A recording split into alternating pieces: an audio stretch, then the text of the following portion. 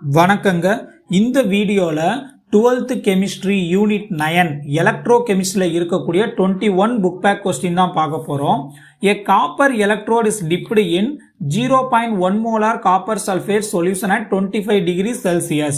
Calculate the electrode potential of copper அப்படின்னு சொல்லிட்டு given thatல வந்துட்டு E0 value of copper 2+ இருந்து காப்பரா மாறதுக்கான E0 value கொடுத்திருக்காங்க. ரைட், இப்போ நம்ம பார்ப்போமா?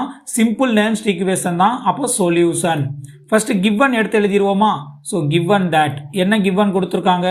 இங்க பாருங்க, காப்பர் சல்ஃபேட்டோட கான்சன்ட்ரேஷன் கொடுத்திருக்காங்க. அப்போ concentration of Cu2+ is equal to 0.1 molar. வேற என்ன கொடுத்திருக்காங்க? ஸோ இங்க E0 வேல்யூ கொடுத்திருக்காங்களா? அப்போ அதை எடுத்து எழுதிடுவோம்.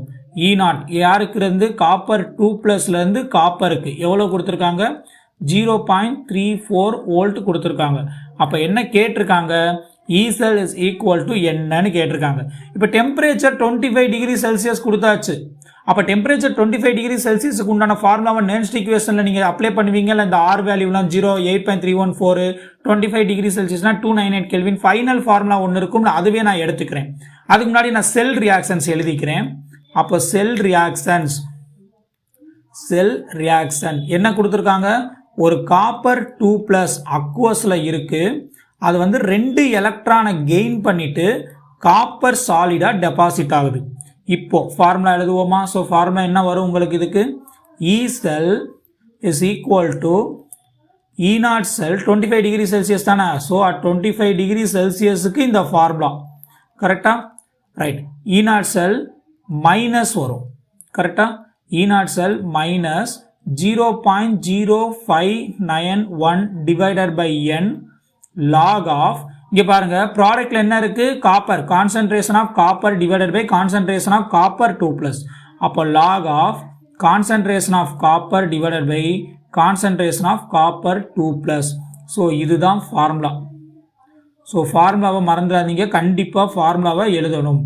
நெக்ஸ்ட் அப்படியே எடுத்து அப்ளை பண்ணுவோமா? ஸோ E0 cell எவ்வளவு கொடுத்திருக்காங்க?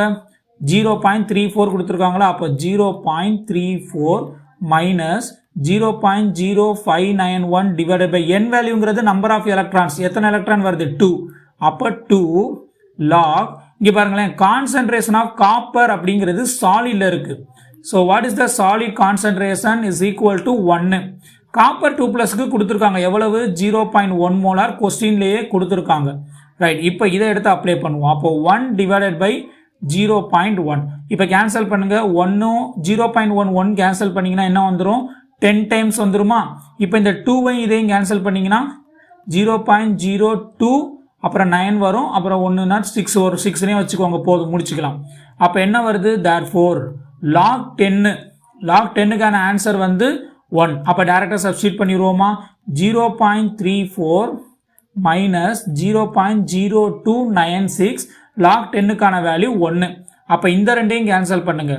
0.3400 இதுல இருந்து 0.0296 இதை மைனஸ் பண்ண போறோம். மைனஸ் பண்ணீங்கன்னா 10ல 6 போயிருச்சுன்னா ரிமைனிங் 4, 9ல 9 போயிருச்சுன்னா 0. அப்ப இந்த இடத்துல வந்து 3 இருக்கும். 3ல 2 போயிருச்சுன்னா 1, இது 3. அப்ப 0.31 வருது. அப்போ the final answer E cell is equal to 0.31 volt. So this is the answer of this question. Thank you.